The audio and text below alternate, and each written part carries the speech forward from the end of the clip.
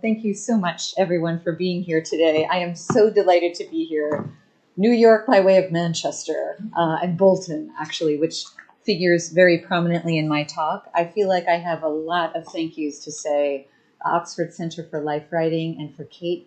Kate, where are you? There you are. Thank you so much for being here. And Ellery Watson and Hermione Lee, the great team that is over there. If you have not been to the Oxford Center for Life Writing, you absolutely must see it. It's beautiful. They have incredible series of lectures there. I found it an incredibly stimulating place. So thank you so much for inviting me.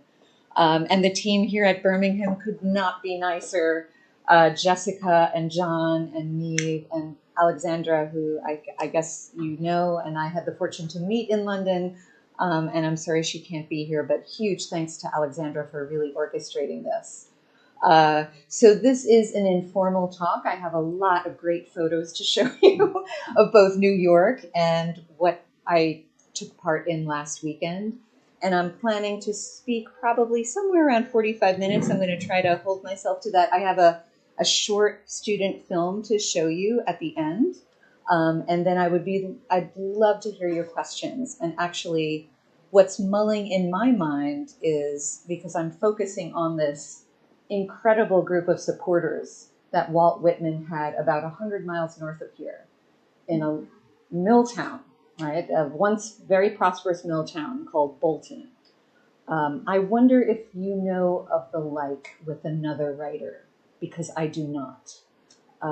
It's a really extraordinary story that I'm really happy to share. So again, thank you so much for being here. And excuse the very personal photo. Yes, that's me and my daughter and my husband on there. And my whole team, I run a small nonprofit called the Walt Whitman Initiative, which is part of my effort to keep one foot in the public sector. Public scholarship has always been very, very important to me.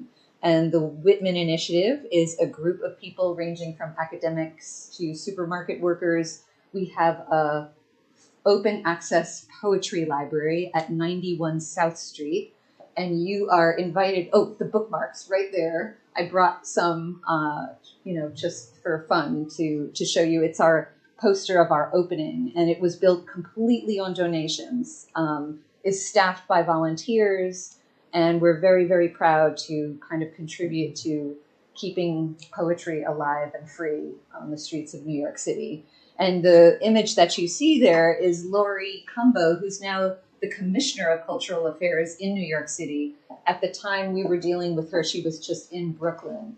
And it was a long process to actually get renamed Ryerson Street, where the address of Whitman's single standing house out of about 30 that he lived in. His family moved around quite a bit. But the one standing is the one he finished the first edition of Leaves of Grass in. So if you come visit, and I hope you do, and I hope you contact me, that's why my email address is up there, very happy to take you on a tour.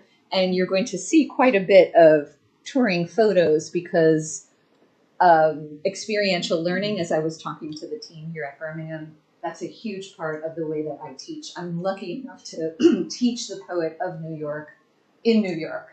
So a lot of classroom time is spent out on the street learning in situ. And I start with a slide, one of my favorite period maps. It's the 1855 G.W. Colton. It's supposed to be viewed the other way. I guess just easier to print.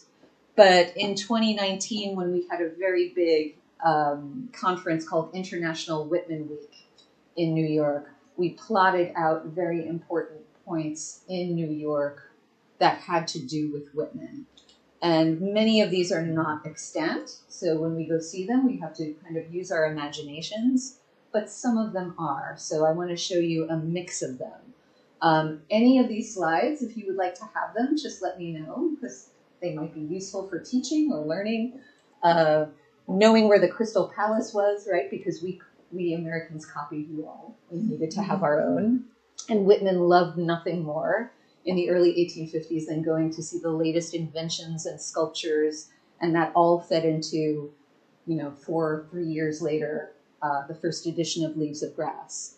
And a lot of those markings have to do with his relocations. He moved around quite a bit. We're talking about a poet that was not moneyed, that dropped out of school at age 11, did this, did that, and finally fell into a printing apprenticeship.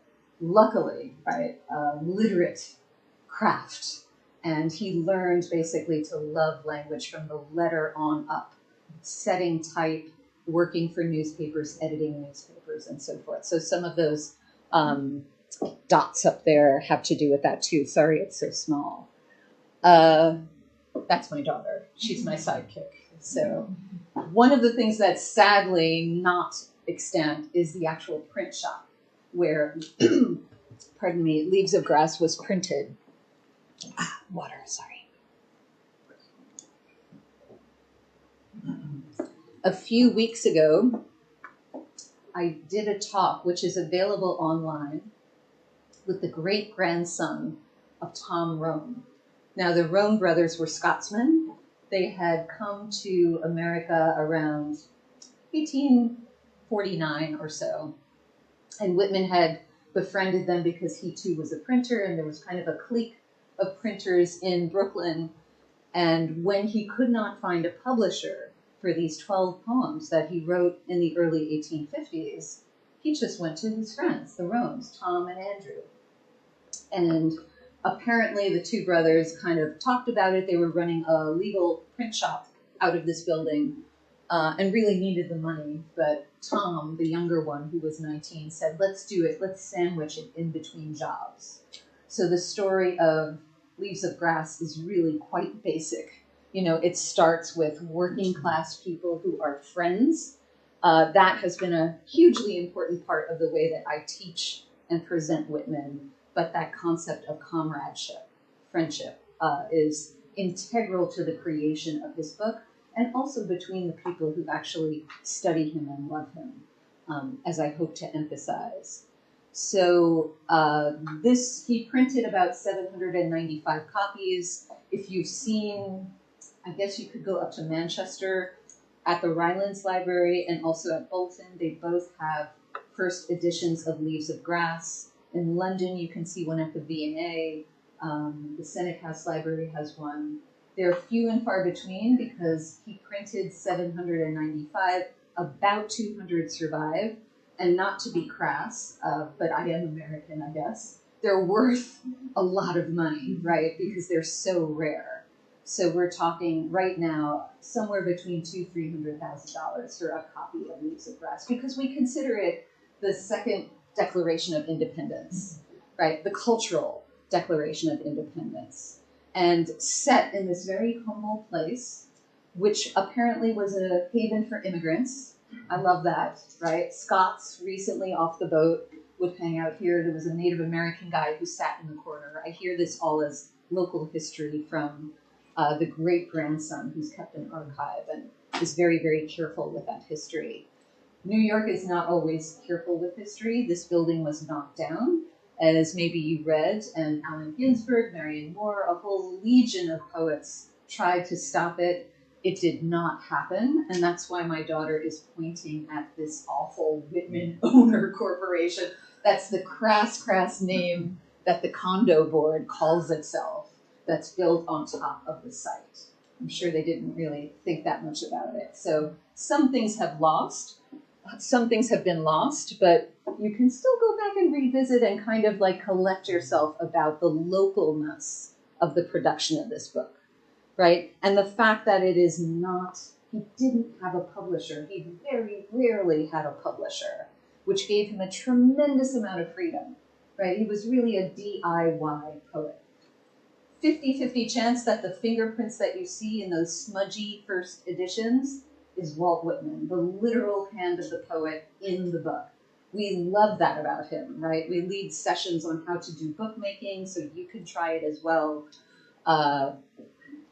Back to coming to visit in New York. You must do it. One of the things that is standing that the Whitman Initiative is actually trying to save is a single standing residence out of about 30, because his father really moved them around quite a bit, and then Walt inherited that sort of meandering. Never really owned that much, never had a big library. this house where he finished the first edition still stands. And as you see, the 3-story house behind my students there, it's not in very good shape. The owners want nothing to do with landmarking, which is the equivalent of getting a building listed. We've tried to do that. They are not amenable for financial reasons and all sorts of other reasons. So we are right now trying to fundraise to actually purchase the house, but it's also tenuous. Very happy to hear anybody who's been down that road about advice. But in the past, because I go there every year with students and the public, just walking along Myrtle Avenue, Walt's old drag to get down to the Rome printing shop, sometimes we get let in the house, which is really very special. So you're seeing the very lobby where Emerson entered, looking for this Walt Whitman, whoever that is, because he was no one, right, when he published the book. The same threshold that Walt himself walked in and out of while he was really producing this very important book. For you music fans, the guy on the right is Robin Pecknold. He's the lead singer of Fleet Foxes. So I often get, it's New York, so you get a lot of celebrity students. And right after Robin took the class, the next album had a lot of Whitmanic reflections in it. So something to look up if you like the band.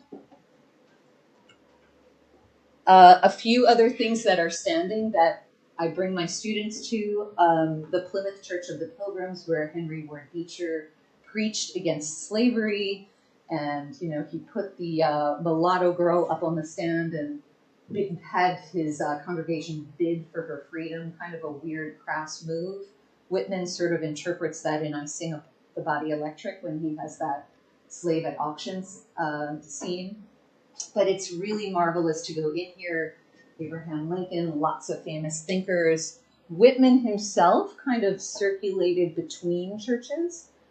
He was not, as his parents, they were eclectic about religion. He attended Jewish temple. He went to all sorts of denominations. He dabbled a little in Buddhism, loved the Ethiopian Art Gallery on Broadway. So that's how we get this poetry, right? A really open mind and not belonging to any one club.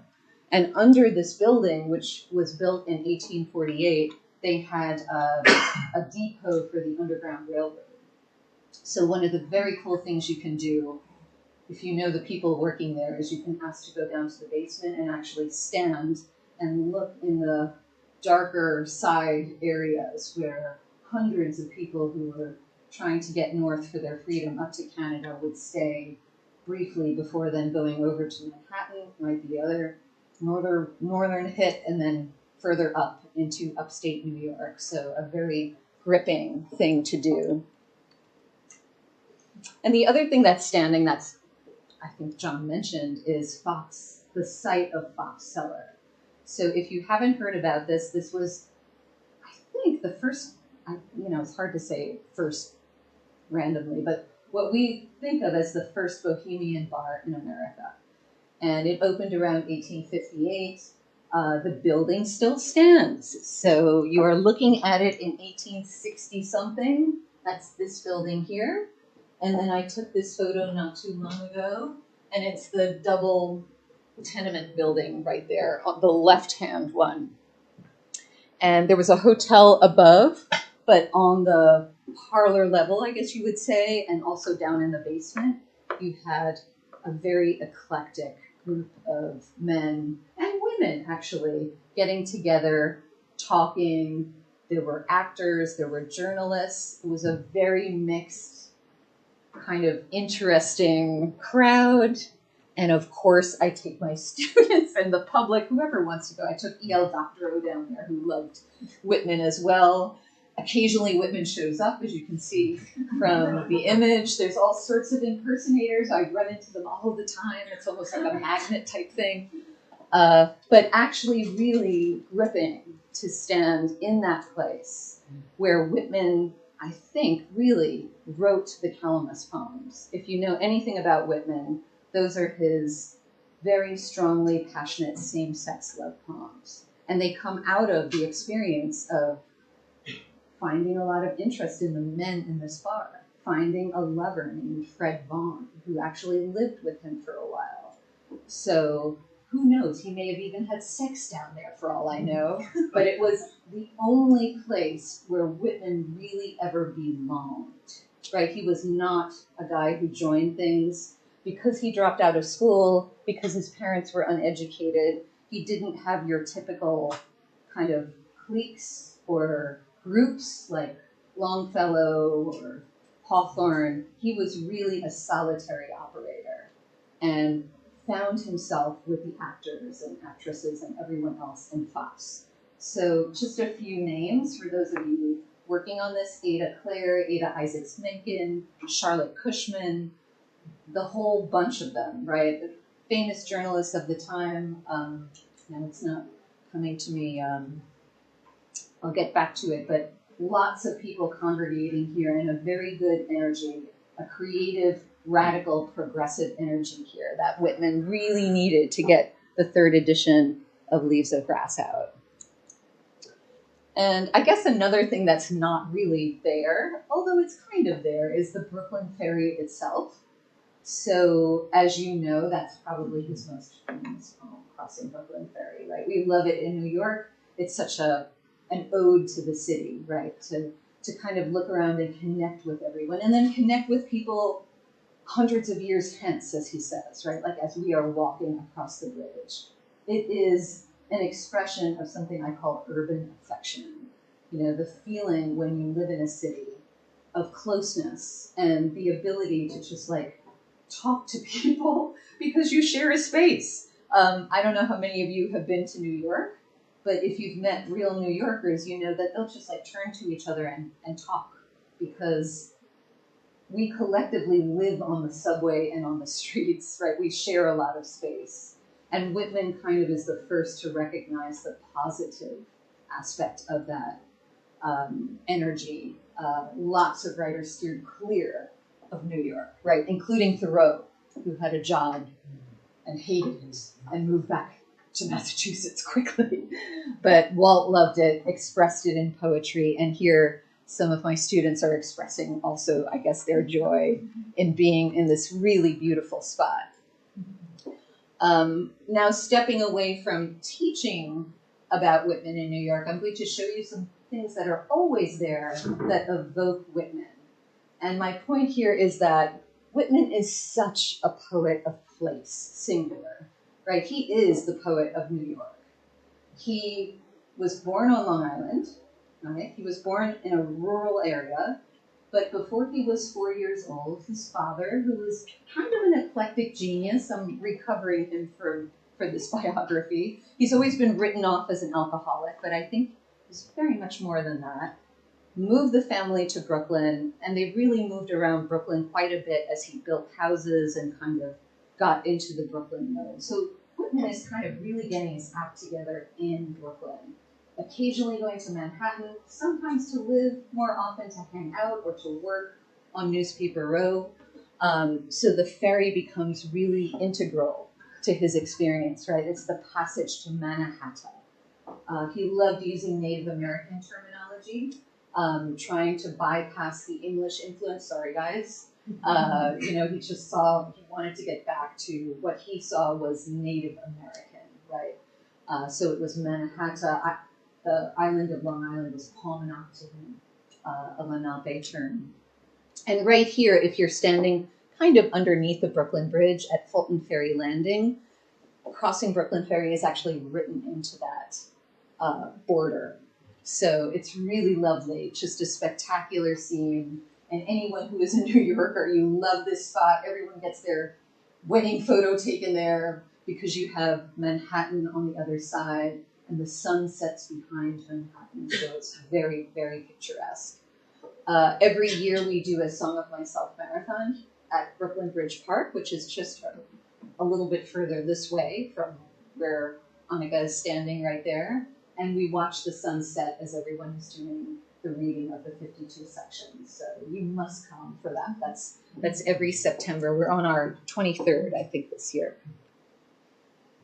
So just a little bit up from the Fulton Ferry Landing, if you take Old Fulton Street, not far at all, maybe 2 minutes, you're going to pass this really beautiful building made famous by like the Spider-Man movies, which were often shot in the top clock area there. But this building was built around Whitman's office at the Brooklyn Daily Eagle.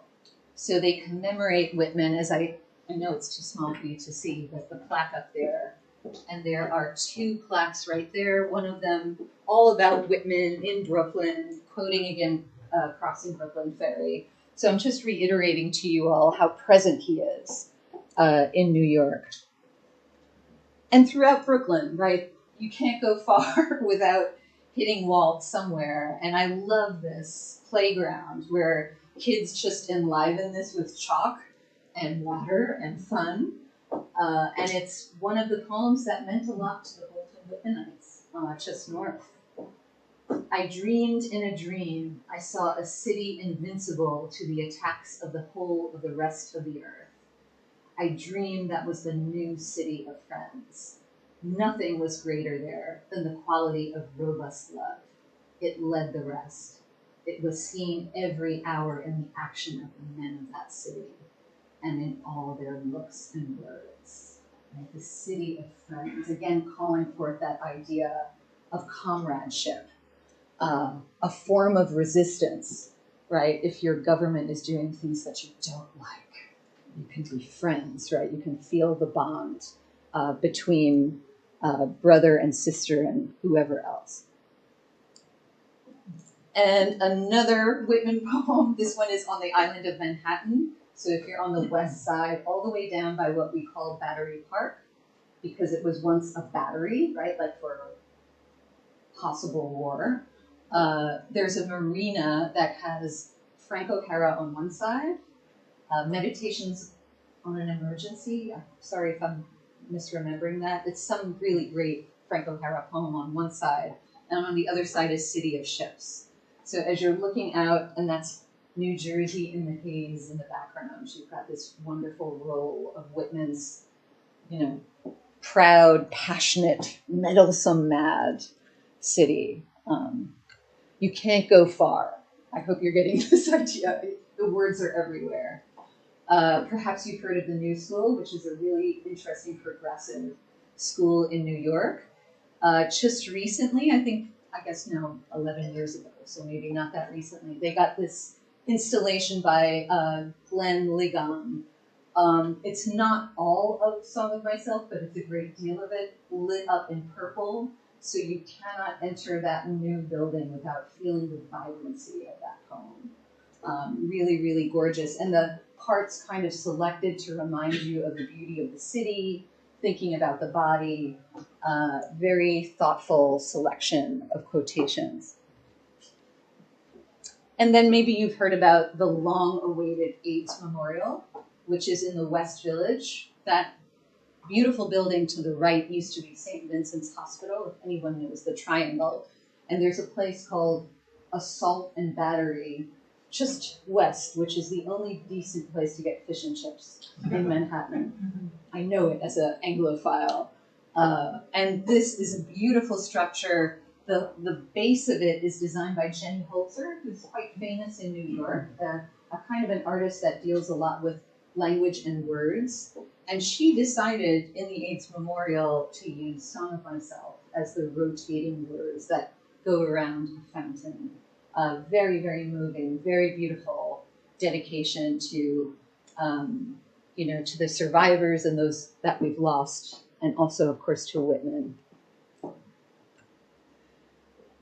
But it's not the only places that you see Whitman, right?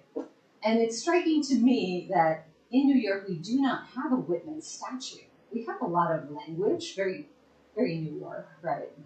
We talk too much all the time. But in Russia, in Moscow, they have the humongous, you can see how big it is actually compared to Hillary Clinton, who's right there. And this apparently was a kind of trade for a statue that went up in Washington, D.C. But the part about the story that I like is that when this went up, Yuri Luzkov was the mayor of Moscow, and he was notoriously anti-LGBT. And I don't know, maybe he just didn't know. And I think there's been a whitewashing of Whitman, who's a queer poet, but he was right there applauding, putting a queer poet up, a queer American poet in the middle of Moscow, and there he stands to this day. So I'm widening the circle a little bit, showing you, sure, he's the poet of place very much in New York, but for some reason he translates really well for other places. Russia. Russia has had a history of adoring Whitman. There's a new book out by, it's called, oh gosh, I'll look at my notes. Hold on. I was not going to reference them, but I want to make sure I get it. Delphine Rumeau's Comrade Whitman came out in 2024. She kind of goes through the whole history of the Russians fixating on Whitman, wanting to translate him almost immediately, not doing it right away, but actually writing to Whitman in 1881 and saying, how would you feel? And Walt was like, absolutely. He was a self-promoter. And the quote in here, you Russians and we Americans, so far apart from each other, so seemingly different, and yet, in ways that are most important, our countries are so alike. That was in the letter to the student at Trinity College, Dublin, who said, Mr. Whitman, would you like me to translate you to Russian? So he wrote this whole blurb for himself. The book never happened, you all. It was a student who had ambitions that just weren't realized. But of course, later Tchaikovsky would do it, and there's a whole history of Whitman translation in Ukraine and Russia, and Yiddish translations of Whitman. It's a really amazing tradition. And also in Japan. So kind of neat to see Whitman being so revered by such an organized crew. It's always such a mess in New York. So very organized. This is a Buddhist university, Soka University. They have a campus also in California. And they very generously approached me because they had another one of these John Giannotti statues. They wanted to put it up in New York City. We could not, the red tape in New York was just too much. So we actually put it out at the Whitman birthplace on Long Island, where it looks really, really great. The Japanese also have a tremendous history of really being interested from the Meiji period to now. And the Bolton Whitmanites, and they kind of get started in the 1880s, the latter part of them, like the 1910s, 20s, they started having some Japanese kind of intermingle amongst them. Notably, a guy named Shigetaka Naganuma, who wound up developing an unbelievable collection. And that's the one that I mentioned here at Konan University in Kobe. I was there about 3 years ago and saw manuscripts I didn't even know were still around. So really wonderful. There's another big collection that I did not see at this very tiny Gifu Women's University. It all comes from private collectors who kind of assemble a lot. The Japanese, I think, like collecting and then very generously give that collection to universities or, public concerns like that. So just a sign of Whitman's expansiveness. And then this one, I think, is even grander than anything we had in New York. If you can tell how big those letters are, they're actually 3 feet tall, and they were carved into the granite of that Maginot Rock. So there was a whole contingency of Canadian Whitmanites that were affiliated with the Bolton Whitmanites. But in particular, the one that I mentioned up there, Flora MacDonald Dennison, who very wealthy, very interesting progressive woman, a suffragette, a journalist, publishes this piece of land, owns the rock, which, by the way, is considered very holy. And there is an issue with her having carved on it, right? Because there's all sorts of Native American glyphic imagery. So not everyone is thrilled by this. But she did it, and it's fading, but it's still there. I'll show you the last time I was there, you can almost barely see it, right? Gradually, it's kind of, nature is indeed taking it back. But the Canadian Whitmanites survived to this day, and they're going strong. There was a whole contingency up north of them. And September 26th this year, they're doing their Song of Myself Marathon, which they do right there, kind of with the rock in the background at the beach. So yet another place, you know, that celebrates this poet beyond his New York. Now, my question to you is, let me make sure I'm good with the time. Do you see Whitman in this landscape? Or here?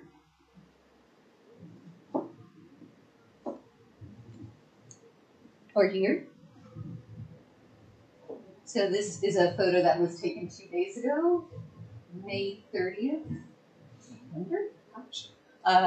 May 30th, Saturday at 2 p.m. The walk started as usual on a Saturday right around Whitman's birthday, which was Sunday, May 31st.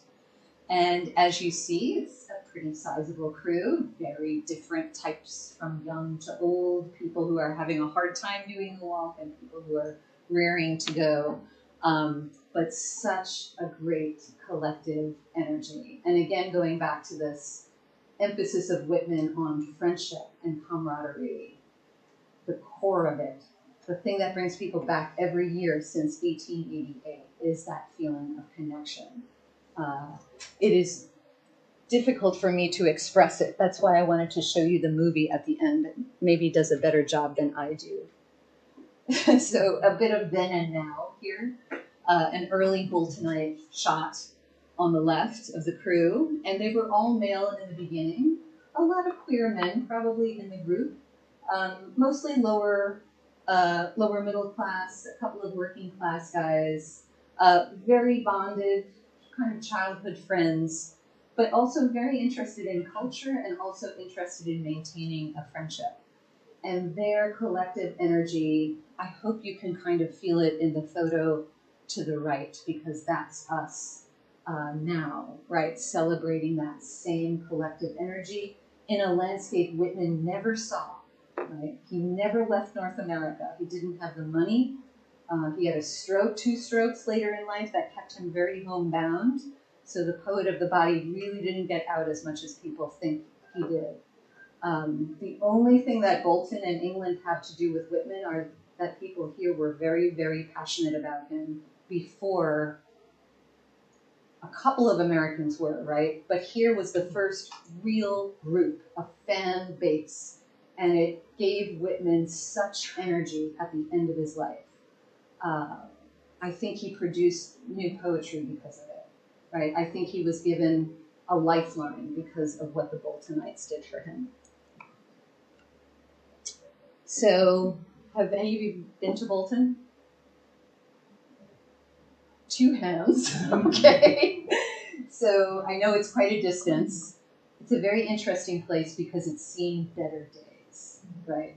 It used to be a very, very, and you can still see on the edges, you know, lots of really lovely parks, bigger houses, but the core of it, it's lost its industry, right? It's kind of struggling to define itself. And have you all heard that Bolton University changed its name to Greater Manchester University? Oh, the Boltonites are angry, right? The hardcore Boltonites, because it's basically saying that word doesn't have, you know, market value anymore, right? Greater and Manchester are better to have in your title. But there's still a proud element to it. I certainly saw it with the group that I was in. Coming or going to Bolton, you read Walt Whitman. Both sides of the tracks in the train have a Whitman quotation. All the rest of the quotations are actually local poets. The guy probably responsible for that is the one grimacing on the left. That is an amazing person named Paul Salison. He's a local historian. He's written a lot on the Bolton Whitmanites. Very fine scholarship.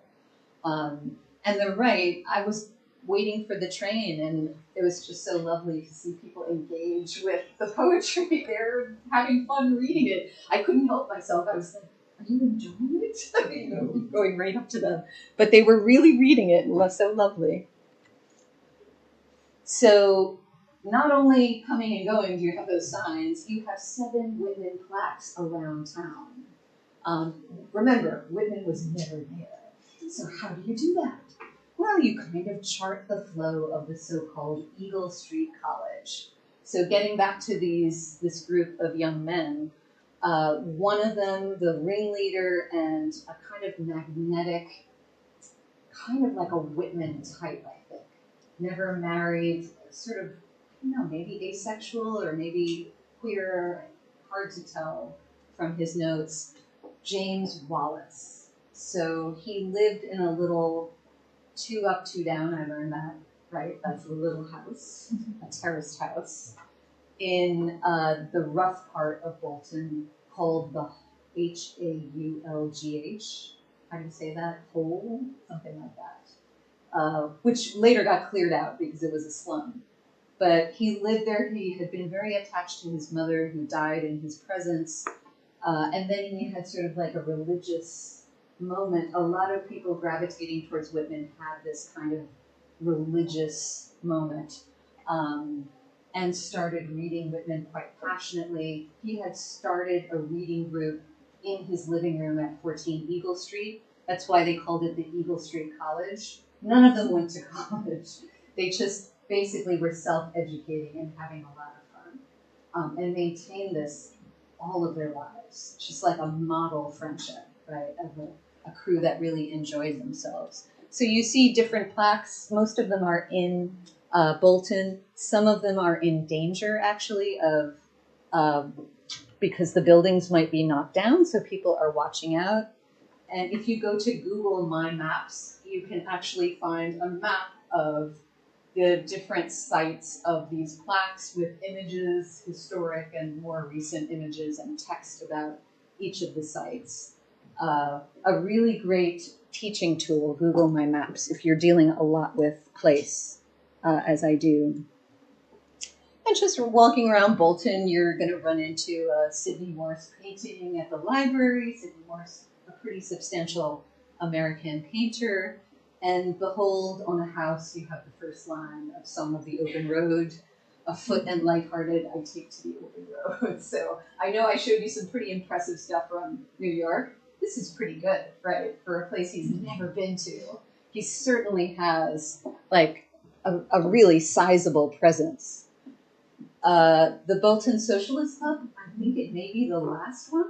For a while it was the second, there were 2. Hard red socialist club.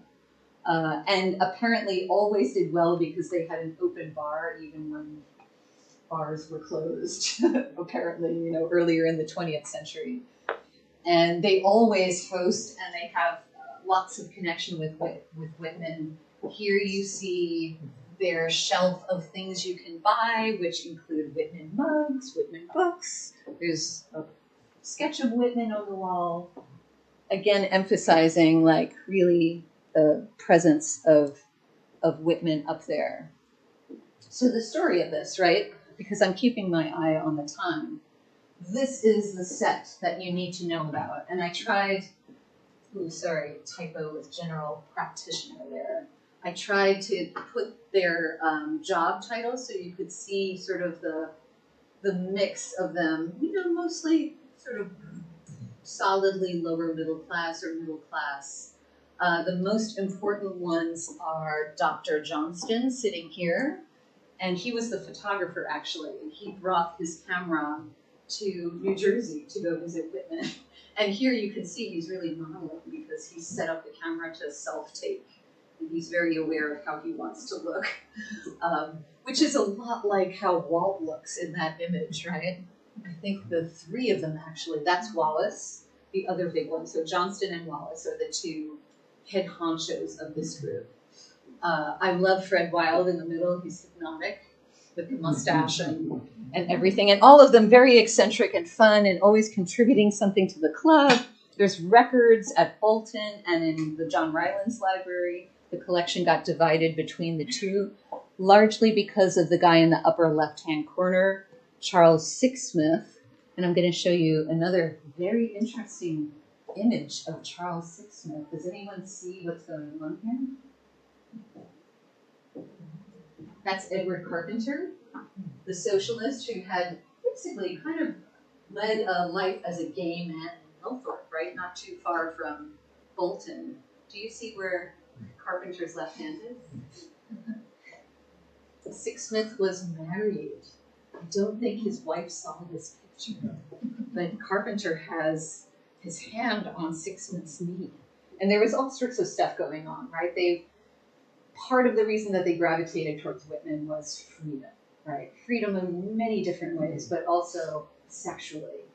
Apparently, Sixsmith, Johnston, and Carpenter went to Algeria together. There are pictures of them in the Bolton archive with camels in the background, and I'm like, what did those guys do down in Algeria together in that tent? So, it's just a group that really enjoyed the freedom that Whitman afforded in this very liberal, radical, new voice.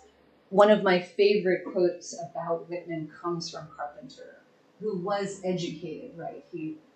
He's an Oxbridge guy, and he got the first British edition that William Michael Rossetti published in 1868, a blue book, called it the Blue Book.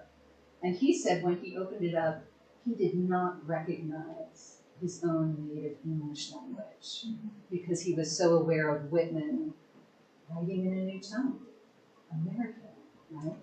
So a fast supporter. He also came over to the United States to see Walt in New Jersey. And I just wanted to show you how through time the Boltonites expanded, more women were included. Really fun to see sort of how playful they all are, right? All sorts of like little body language and, significant looks being passed between them.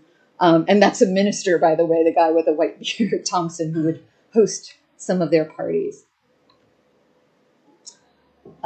This is the focus of the whole group. That's James Wallace. And as a young man, looking very straight-laced, I think, and then later in his cottage in Adlington. He actually had to move out of Bolton because of his health.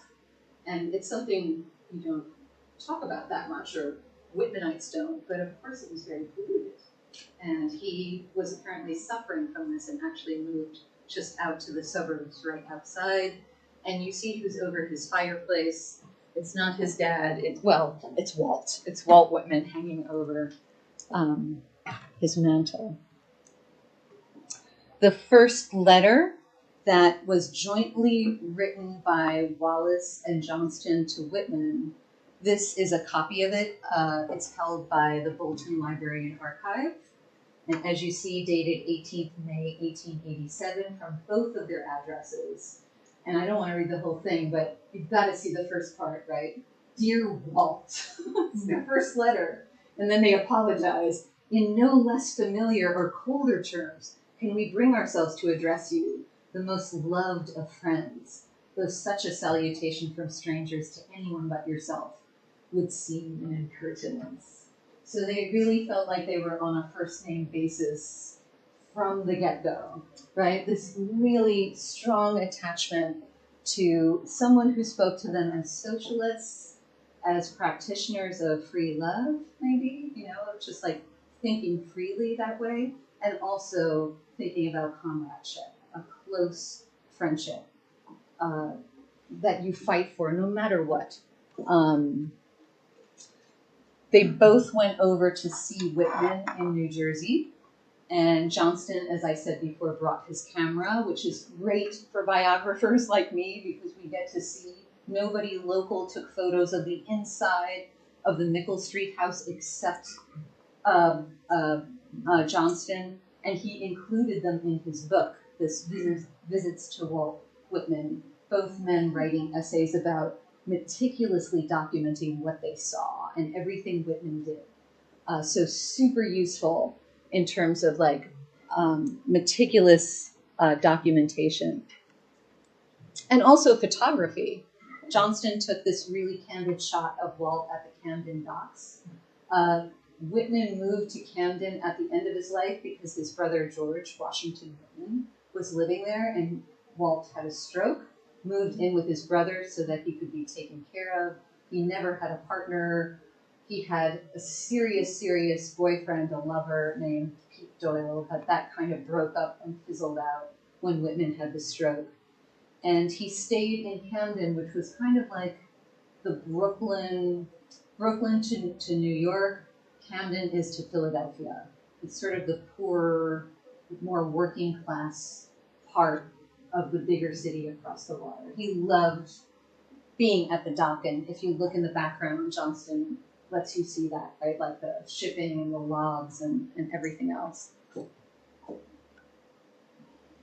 And I'm going to have to cut a couple of these slides, but I did want to show you how long Whitman Day went. It's not a short day, right? They start at 5:30 and they end at 10 o'clock. There's like a photo session and, tea and the phonograph, who knows what that is. And all of this, if you really want to have fun, all of these records are up north at the two institutions I mentioned. They never inherited Whitman's free verse, none of them. So all of the dedicated poems, and somebody's got to write about this, right? That they're completely rhymed and metered. Walt would have cringed. But they're very well intentioned, right? All of them.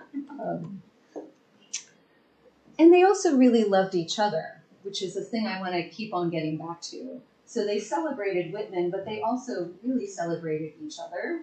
It's as if the poetry taught them to pull together. And this really lovely, this is hand done, and it's dedicated to Wallace for his birthday. I just wrote out, because it's hard to read, some of the language there. And they're paraphrasing Whitman, right, from Song of the Open Road and other poems. Our spirit is yours, dear brother. With joy we salute you. Camarada, we give you our hands. We give you our love. The love of comrades, the lifelong love of comrades. And I guess you can kind of figure this out. There are no records about what they did. You assume that they felt a real freedom maybe to get together sexually, or maybe just love each other, not sexually, but there was a lot of passion between them, and it felt like Whitman had mobilized that passion. They loved collecting things of Whitman's. So another way that he's materialized up north is they have his canary stuffed, and his teacup. It's huge. It's almost as big as that picture. A button from his trousers. It was all about reaching out to a real person and connecting with that person, that immediacy. And if you know anything about Whitman, he is constantly going there in the poetry, right? Towards the end of Song of Myself. Listener up there. And you're looking down at the page and, me? Yeah, you. He's constantly trying to break the third wall of reading. And he really does with this group. I put this because I just learned recently about these memory streams. I don't know if they must have happened here. That was what my research was about. But apparently women used to collect buttons. So maybe, Sixsmith was on his way to building one of these. I don't know. But he just had one.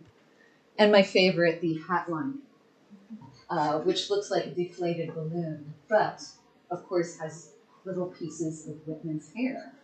And for those of you that don't know about Victorian hair collecting, let me show you this eBay ad where you can get a teeny weeny piece of Whitman's hair for $250, right? A real strand will cost you thousands. So all of this, right? Materiality, bringing the poet to Bolton. Let me try and wrap it up so we have a little bit of time for questions. I hope you see what I am trying to demonstrate here. It's really quite refreshing to me, and I feel like as a biographer, really important to realize that the Whitman that I really know so well from New York, it's not the same one. He's similar, but he's certainly not the same one as I just encountered up north. The one thread, right, because there's the socialist tendency. That's a whole other presentation, you all. When Whitman wrote Democratic Vistas in the US, nobody bought it. It flopped. Here, you all kept on republishing it. Everybody read it. The Russians eventually got a copy of the Canterbury Poets version of Democratic Vistas. So the British spread that political, that socialist idea of Whitman, because he was read as a socialist here. Whitman later says, maybe I felt socialist. I'm not a socialist. He denied any kind of affiliation. But that strong kind of feeling of comradeship really fed into his popularity here and then spread in different directions. And I guess I wanted to end on that, right? That idea of comradeship, such a valuable thing we all have for free. And I'm lucky that I love the poet that I work on. I'm not afraid to use the word. He used it, so I use it. And I think thinking about using words like that is not a bad thing, even in an academic setting, especially at a time when people feel so challenged by what's going on. So very pleased to bring you some Whitman. Do you still want to see the film, or should we jump to questions, or what's the feeling, guys? The film? Okay, it's 9 minutes, so not terribly long. And just as a prefatory note, what happened is I was a Leverhulme Trust fellow up at the University of Manchester. I think I'm going to need some help. I'm sorry, forgetting how to do this.